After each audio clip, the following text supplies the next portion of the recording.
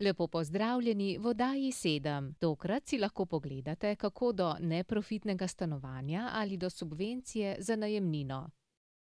V Sloveniji je vse več mladih z okvaro sluha, zato smo jim v tej oddaji namenili tudi več pozornosti. V rubriki Znani ljudje pa bomo predstavili zagovornico pravic manjšin Helen Keller, ki je kot gluhoslepa oseba prva na svetu pridobila univerzitetno diplomo. Evropi grozi nova vojna. Ostanite z nami. Mestna občina Ljubljana vsako drugo leto objavi razpis za najem neprofitnih stanovanj. Če ste kandidirali na zadnjem 15. razpisu javnega stanovanjskega sklada, a stanovanja niste dobili, boste imeli novo priložnost že konec letošnjega leta. Enako velja tudi za vse, ki se boste na razpis prijavili prvič. Iz prejšnjega razpisa je Mestna občina Ljubljana dodelila 350 stanovanj, kar je več kot 10-krat manj, kot bi jih v resnici potrebovali. Dobili smo 4028 vlog, od tega je 3350 oseb izpolnjevalo pogoje za dodelitev neprofitnega najemnega stanovanja. Za najem 8 neprofitnih stanovanj, ki so bila rezervirana za senzorno ovirane osebe, se je prijavilo skupno 21 prosilcev, od tega 6 gluhih in 15 slepih. 3 stanovanja so bila dodeljena gluhim in 5 slepim. Pogoj za vlogo je, da imate v občini prijavljeno stalno prebivališče. Kako dolgo ste prijavljeni, ni pomembno. Dodatne točke vam pripadajo le, če imate stalno prebivališče v občini več kot 5 let. Največ točk, 130, lahko dobite, če ste na območju občine prijavljeni več kot 20 let. Kako visoko in na katero listo vas bodo uvrstili, najbolj vpliva vaše premoženjsko stanje. A lista je namenjena socialno šibkejšim, B lista premožnejšim. Kljub velikemu razkoraku med ponudbo in povpraševanjem je uspeh gluhih v primerjavi z drugimi prosilci precej velik. Kar se pa tiče senzorno oviranih oziroma v tem primeru gluhih, je od 21 senzorno oviranih teh bilo 6. 2 od teh sta uspela na A listi, eden pa na B listi. Se pravi, da so 3 od 6 uspeli, kar kaže na 50-odstoten uspeh na zadnjem javnem razpisu. Za primerjavo, kar se tiče v navednicah normalne populacije, na A listi družine jih je uspelo 13% prosilcev, ki so izpolnjevali pogoje, samskih oseb, to se pravi A lista druga skupina, pa le 3% samskih oseb je uspelo. To se pravi, da je odstotek uspelih v okviru senzorno oviranih zelo velik. V katero listo se uvrščate glede na vaše dohodke, si lahko pogledate v naslednji tabeli.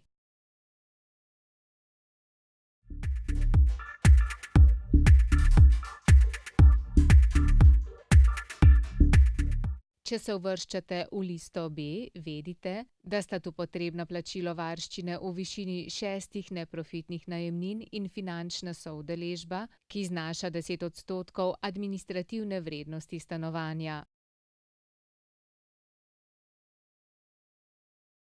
Na primer, za 55 kvadratnih metrov veliko stanovanje, ovrednoteno s 320 točkami glede na kakovost, bi znašala lastna udeležba okoli 4600 evrov. Plačano lastno udeležbo dobijo prosilci vrnjeno čez 10 let. Obrestovana je z 2-odstotno letno obrestno mero. Dodeljena stanovanja bodo vseljiva v letih 2014 in 2015. Če boste stanovanje dobili na naslednjem razpisu, se boste vanj lahko vselili šele v letih 2016 in 2017. Kako visoko na seznam upravičencev se boste uvrstili, vpliva med drugim tudi, če ste se na razpis za neprofitno stanovanje prijavili že prej. Točke iz vseh razpisnih kriterijev se seštevajo in več kot jih zberete, več možnosti imate. Oviranost oziroma invalidnost prve, druge ali tretje kategorije se točkuje za vsakega člana družinskega posebej. Se pravi hipotetično, če sta mož in žena in otrok vsi kakorkoli ovirani, in zato dokazila se te točke seštevajo. Za prvo kategorijo invalidnosti je to 80 točk, za drugo se mi zdi, da 60 in tako naprej. Skratka, točke se seštevajo. In tudi v primeru, da je prosilec slišeči in njegov partner gluh, bodo vsekakor dobili tudi točke iz tega naslova. Če plačujete tržno najemnino, ste upravičeni do subvencije v višini razlike med tržno in neprofitno najemnino. Če živite v neprofitnem stanovanju, ste lahko upravičeni tudi do subvencije, ki znaša 80% tržne najemnine. Vloge za subvencije urejate na Centru za socialno delo. Cenzus za odraslo osebo je 265 evrov. Izračun tega, do kolikšne subvencije ste upravičeni, je od primera do primera drugačen. Gluhost ali katerakoli druga oviranost na višino subvencije ne vpliva. Na dodelitev in višino subvencij najemnin vpliva izključno le višina dohodkov. Težko damo en primer, ki bi bil za vse enak. Pomemben je minimalni dohodek. Minimalni dohodek je za samsko osebo je 265 evrov, povečan za 30%, v tem primeru bi bila ta oseba upravičena do subvencije najemnine. Zdaj, če gremo recimo na 4-člansko družino in vzamemo primer, se pravi, primer pa je, da sta oba starša nezaposlena in imata pravico do denarne pomoči, in da imata 2 šoloobvezna otroka. V tem primeru se lahko, če vzamemo ta primer, se pravi, sredstva, ki jih država lahko nameni tej družini, znašajo nekje 795 evrov. 795 evrov povišano za 30%, se pravi, to je 240, tako, je to kaj, 1050 evrov, nekaj se pravi, ta družina je potem upravičena do subvencije. Nujen pogoj za pridobitev subvencije za tržno najemnino je, da je prosilec že na čakalni listi za dodelitev neprofitnega stanovanja. Vse druge izračune za vaš primer lahko dobite pri Stanovanjskem skladu, centrih za socialno delo in tudi v društvu, kjer vam bodo pomagali pri vsakem koraku na poti urejanja vašega stanovanjskega vprašanja.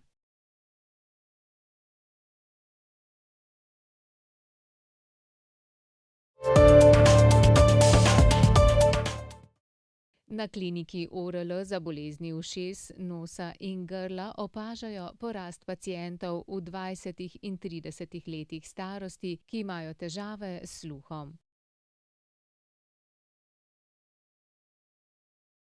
Da se mi zdi, da to zvonjenje v ušesih s kakih teh partijev, se ga kar spomnim. To se mi zdi, da je ustrajalo kak dan, dva, pol pa je počasi izvenelo.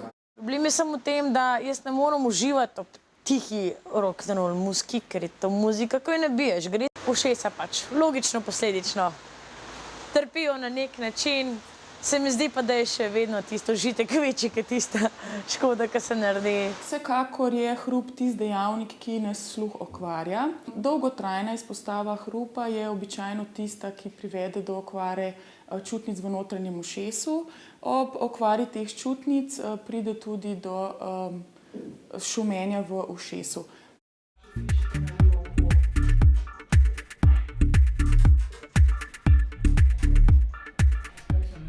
ker sem zelo izpostavljena glasnim situacijam, sploh kar se tiče odrov, kjer smo zelo skupaj postavljeni, bobni, činele in tako naprej, glasno zvočenje, tudi nek hrup množice in to, kar je sicer dobrodošlo, ne.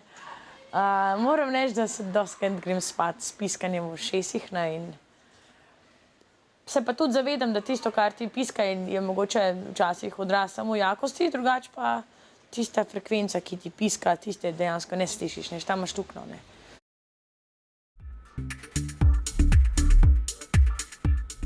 Na rock koncertih, kjer je jakost glasbe zelo velika, lahko že ob enkratni izpostavi, recimo enournemu poslušanju koncerta, kjer so glasnosti nekje med 110 in 130 decibeli, pride do okvare sluha.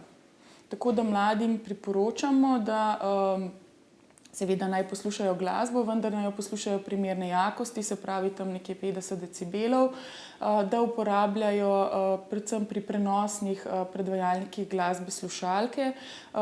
Uporaba slušalk je priporočljiva tudi pri uporabi mobitela. Pravzaprav je na vseh mestih, kjer se hrupu, ropotu ne moremo izogniti, priporočljiva uporaba zaščitnih sredstev. Tudi v diskotekah, če kot zaščitno sredstvo kosem vate nikakor ni dovolj, ker ne more dobro zatesniti ušesa, tako da svetujemo uporabo zaščitnih ščepkov, ki se jih kupi v specializiranih trgovinah.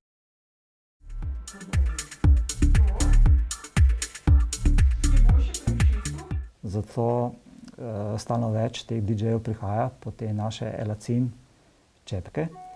To je zaščita za sluh, ki ima linearen filter. Pomeni, da vse frekvence enako zniža. To pomeni, da kvaliteta glasbe ostaja enaka, ne spremeni frekvence, samo zniža jakost. S tem se pač tudi ohrani naš sluh.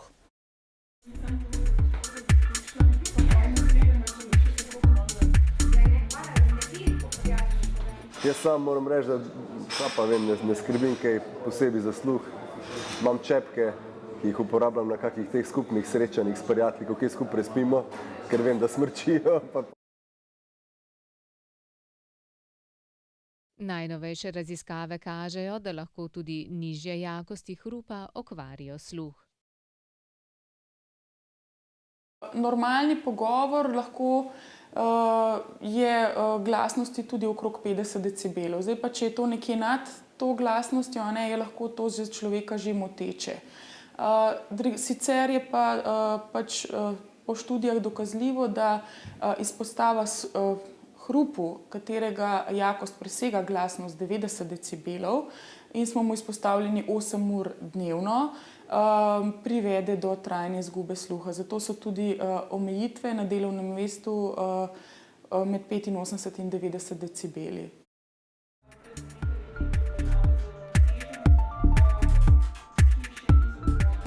Mi je pa zanimivo to, da recimo na mojem novem telefonu, ki ga imam, kar elektronska naprava sama poskrbi za to, da me opozori, da ko imam slušalke v ušesih, da moram paziti, do katerega nivoja zvišam to glasnost in mi prav reče, pazi, od zdaj naprej je pa lahko škodljivo za tvoje ušesa. Tako da to se mi zdi, da je kar ena zanimiva in koristna stvar.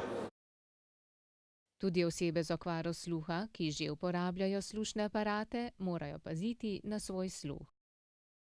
Ta se lahko zaradi prevelikih obremenitev oziroma jakosti dodatno poslabša, še opozarjajo na ORL.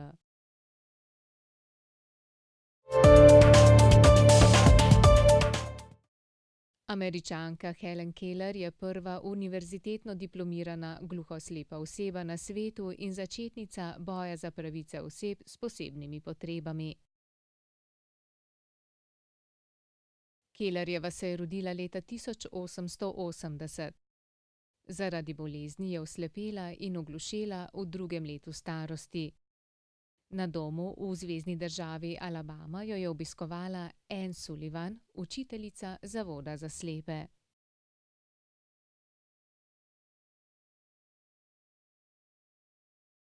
Helen se je prvih besed naučila tako, da je posamezne stvari najprej otipavala in jih prepoznavala, nato pa ji je učiteljica na dlani spisala besedo zanje. Po 11 letih je Helen že brala brajico in začela pisati svoje zgodbe. Pri 16 je opravila sprejemne izpite za Radcliffe College v Cambridgeu, ki je veljal za najuglednejšo dekliško šolo v Ameriki.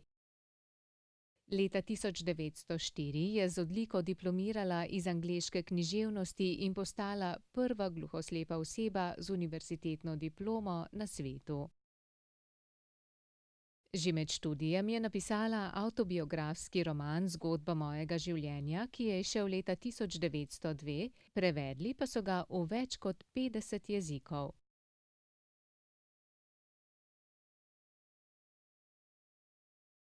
Helen Keller je svoje življenje posvetila boju za pravice žensk, delavcev, otrok in ljudi s posebnimi potrebami. Kot predavateljica je potovala po svetu in javnost osveščala o gluhoslepoti. Leta 1931 je obiskala tudi Ljubljano in se podpisala v spominsko knjigo Zavoda za gluhe in naglušne Ljubljana. V Hollywoodu so o njenem življenju posneli film z naslovom Rojstvo. Helen Keller je umrla 1. junija leta 1968.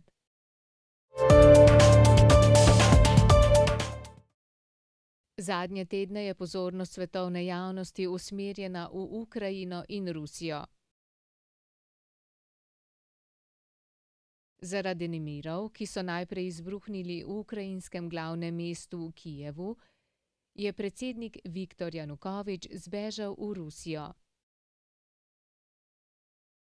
Medtem ko ga večina Ukrajincev ne priznava več za svojega predsednika, Janukovič še vedno vztraja na svojem položaju in za vojaško in politično pomoč prosi Rusijo. Ukrajina je za Janukoviča celo izdala tiralico. Obtožujejo ga zločinov proti človečnosti, saj naj bi proti protestnikom dovolil uporabo smrtonosnega orožja. Nemiri so terjali številne smrtne žrtve. Razmere so se še zaostrile, ko so ruski vojaki zasedli pomembne položaje na Krimskem polotoku, ki je sicer samostojna republika znotraj Ukrajine, v njej pa živi večina Rusov. Ti prebivalci si želijo, da se republika priključi Rusiji, Ukrajina pa tega ne dovoli. Spor je obe državi pripeljal do roba vojne. Evropska unija in ZDA vztrajajo, naj se Rusija umakne iz spora in naj odpokliče svoje vojake. V naslednjih dneh bo postal jasen potek dogodkov v Ukrajini. Grožnja vojne je še kako resna, zato so številne države Rusiji zagrozile s sankcijami, če se bo še naprej vmešavala v ukrajinski spor.